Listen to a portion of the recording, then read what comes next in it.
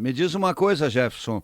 Como é que você está vendo aí, você que é um tesoureiro, né, e participa do movimento Grêmio Independente, como é que você está vendo? Você é conselheiro também, né?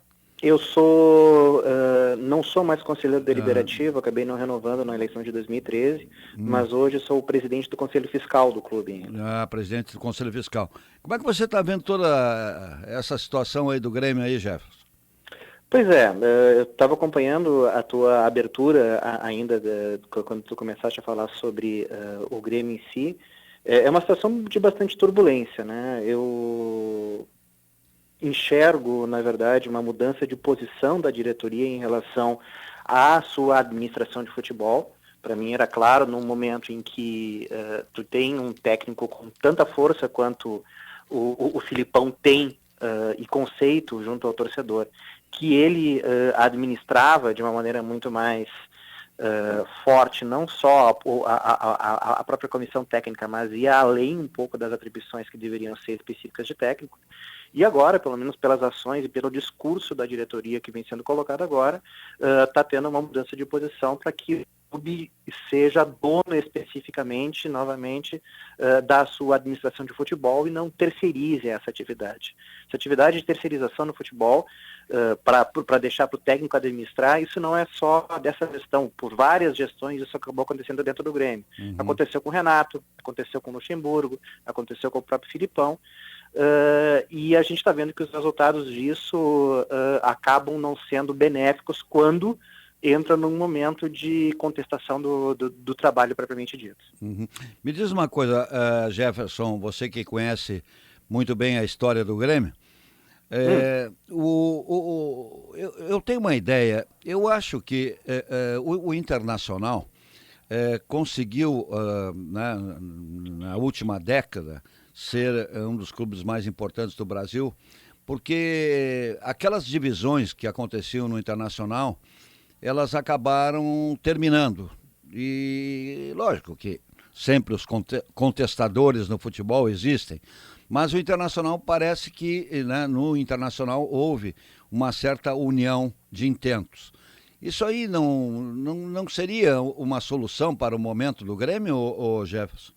Eu te digo que a redução da contestação, sim, ela é benéfica para favorecer o ambiente, mas eu não acho que isso seja o fator principal, não. Eu acredito muito mais numa formatação de trabalho, num projeto claro e consistente para atuação no futebol e com as diretrizes claramente colocadas, funcionam muito mais. E a questão da formatação de diretriz e de suporte a elas, como, por exemplo, a formatação de uma comissão técnica permanente, uma definição clara de quais perfis de jogador tu deve contratar, um perfil de técnico e de preparação física também de maneira muito clara e aderente aos valores, aos princípios do clube, isso independe de união ou de desunião, propriamente dito.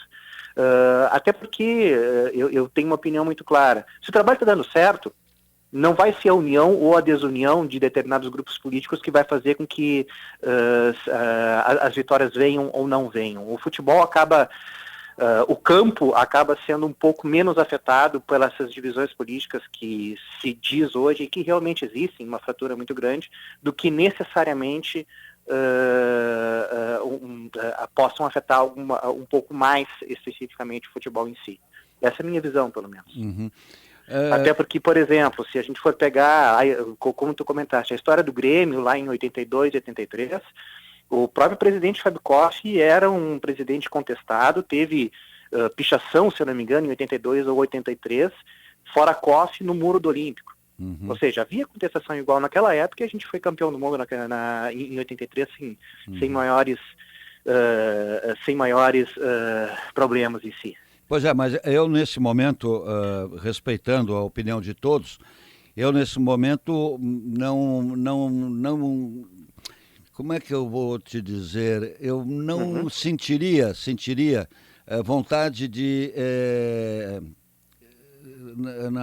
na pessoa do Dr. Romildo Bolzan, Uhum. exercer aí uma crítica feroz, porque o Dr. Romildo Bolzan pegou o Grêmio aí numa situação bastante complicada. Não sei se você concorda comigo? Eu concordo contigo. Acho que a situação financeira até demonstrada nos balanços, no balanço de 2014, ela é uma situação financeira bastante delicada, né, que limita muito a capacidade de investimento do clube, mas que mesmo assim permite que tu trabalhe com determinados valores de conceitos certos. O que tu precisa fazer, e aí por isso, remetendo à minha fala anterior, é definir claro quais são os valores que tu precisa ter para, por exemplo, para a contratação de jogadores. Porque tendo menos dinheiro, a tua possibilidade de erro também tem que ser menor. E trazer jogadores, por exemplo, que estatisticamente acabam tendo pouca participação, ou pouco nível de acerto, no caso de atacante, isso tu consegue analisar numericamente de maneira muito clara antes. Não é só a percepção da visão dele no campo em si, mas os próprios números que ele traz na carreira inteira, questão de participação, quantidade de participação em jogos na temporada, de gols marcados, quantas assistências são feitas, que nível de preparação física ele tem, quantidade de lesões que acabou sofrendo na carreira. Tudo isso são elementos que tu deve considerar na avaliação do perfil que tu está contratando antes de tu efetuar a contratação, e não chegar depois da contratação e dizer, pô, esse cara não está atendendo nos níveis que a gente precisa, que a gente quer. O Dr. Rui Costa tem sido muito criticado nas últimas horas. Claro que ele também é responsável por muitas das contratações feitas, e foram mais de 38, Sim. 39 contratações feitas. Se não me engano, é o número 39. 39 contratações. Mas eu não sei se nós poderíamos atribuir tão somente ao Rui Costa a responsabilidade de todo esse desastre em matéria de contratações, porque os treinadores também têm palavra final quando se trata de contratação. Eu não acredito que quando chegou aqui, sei lá, vou citar um exemplo, e eu vou citar sempre exemplo, porque quando o Grêmio foi contratar o Matias Rodrigues, eu usei o microfone da Rádio Grenal e disse para os dirigentes do Grêmio, não contratem, porque esse é um jogador que não joga nada, não pode jogar no Grêmio, não tem Sim. qualidade para jogar no Grêmio. E ele acabou sendo contratado. Mas se ele foi contratado pelo Dr. Rui Costa, ele teve também, vamos dizer assim, a aceitação por parte do treinador. Então, essa responsabilidade eu gostaria também de que fosse dividida. Não sei se você entende dessa maneira. Eu concordo contigo, mas aí eu vou remeter de novo ao que eu falei anteriormente para ti, a questão da definição dos perfis de jogador, né? Porque ora a gente contrata, por exemplo, jogadores com característica para ser formado na base e ser subidos em 6 meses, 1 ano, ou seja, um jogador pré-profissional ou que esteja começando um profissional em times menores e que venham para suprir uma carência especificamente. Você diz um jovem. De reposição. Você diz um jovem. Oi? Um jovem. Ou tu contrata jogadores já experientes que venham só pelo salário, mas tu não vê assim uma definição clara de qual política que a gente vai, que o clube vai ter na decisão da sua contratação. Aí acaba ficando também no feeling e da observação de cada jogador. Eu concordo contigo que a participação dos técnicos nisso, ela também influencia bastante a contratação, muito mais de pegar possibilidades que estejam sendo prospectadas pelo departamento de futebol e pelo departamento de análise de desempenho do clube, do que necessariamente por captação equivocada dos jogadores. O Matias Rodrigues é um exemplo que realmente se enquadra nesse tipo de crítica que eu estou fazendo. Em 2010 ele jogou pela Laú muito bem, fez um campeonato, uma Copa Libertadores muito boa e teve destaque, tanto é que ele foi vendido para a Sampdoria logo em seguida por causa exatamente do seu desempenho. Mas na Sampdoria ele era reserva e jogou 13 jogos. 6 jogos. 6 jogos, um número menor ainda. E tu via que ele jogava na segunda linha, não na primeira linha como lateral. Quer dizer, o tipo de esquema tático que esses utilizavam era muito mais jogadores como se a gente fosse jogar hoje no 4-2-3-1 do Grêmio, considerando o espelho atual do Grêmio, ele jogaria na do Juliano, pela direita. E não tanto como defensor. Isso também acho que muito possivelmente isso deve estar prejudicando o próprio desempenho dele aqui. porque ele não era um marcador emérito, ele tinha uma bola aérea boa, ele era um dos melhores cabeceadores que a gente tinha defensivos, mas você não via, na verdade, dele o sentido de marcação, o sentido de ocupação de espaços de maneira muito mais clara. Esse tipo de avaliação é que eu estou comentando antes, que eu comentei antes, de ter claramente qual é o perfil do jogador que tu precisa ter para cada posição. Me parece que nessa pequena análise que a gente fez sobre a maneira desse jogador jogar, ele não era a pessoa adequada para aquela posição naquele momento, né? Não, eu também acho, o Jefferson Thomas, nós estamos conversando com o Jefferson Thomas aqui na Rádio Grenal, ele que é primeiro tesoureiro do movimento Grêmio Independente. Uma outra coisa, se criou um vazio tão grande, um vazio político, eu falo, no Grêmio, que acabaram os treinadores, os últimos treinadores do Grêmio, passando aí por Renato Portaluppi, o próprio Luxemburgo, por último o Luiz Felipe Scolari, onde os treinadores tiveram que assumir quase que a figura do dirigente. Uhum. Então eu acho que isso num clube de futebol não funciona. Eu concordo contigo. Eu até comentei exatamente antes isso, a questão da terceirização do vestiário pelo clube. A gente tem que... Eu enxergo, na verdade, inclusive muitos dos meus companheiros de movimento também entendem dessa maneira, que existe uma necessidade de ter profissionais dedicados 24 horas por dia para a gestão do futebol, mas ela é uma gestão administrativa. Esses profissionais eles não podem ter a voz, eles não podem ser especificamente a voz do clube. Por isso, tu precisa de um vice-presidente de futebol que seja atuante, que esteja trabalhando, talvez auxiliando esse vice-presidente de futebol, cargo político, também um diretor de futebol, cargo político, que dê suporte aos profissionais do vestiário, o diretor executivo de futebol, o diretor da comissão técnica, que normalmente é o técnico, o preparador físico, o fisiologista e as demais funções que rodeiam especificamente o elenco profissional, para dar o suporte político a determinado treinador. Inclusive, isso acaba fazendo com que se tu tiver pessoas com essa postura, um vice-presidente de futebol, talvez um dirigente de futebol, um diretor de futebol também, tu possa trazer treinadores que não sejam tão expressivos, mas que ganhem suporte, ganhem força política perante a torcida e perante a própria estrutura do Grêmio como um todo, para dar respaldo para aquele técnico. Sem esse diretor atuante, sem esse vice-presidente atuante, a gente infelizmente acaba caindo em figuras como Felipão, como Luxemburgo, que a sua própria carreira, a sua própria expressão, acabam suprindo esse tipo de necessidade. Qual é que é o ponto aí, né? Um técnico que seja mais, não vou chamar mais fraco, mas que não tenha tanta representatividade no meio do futebol em relação ao seu desempenho, à sua carreira, aos seus títulos conquistados, ele vai ser contestado de uma maneira muito mais fácil. E talvez a sua capacidade de suportar críticas não seja tão grande quanto a de pessoas que já sejam mais tarimbadas.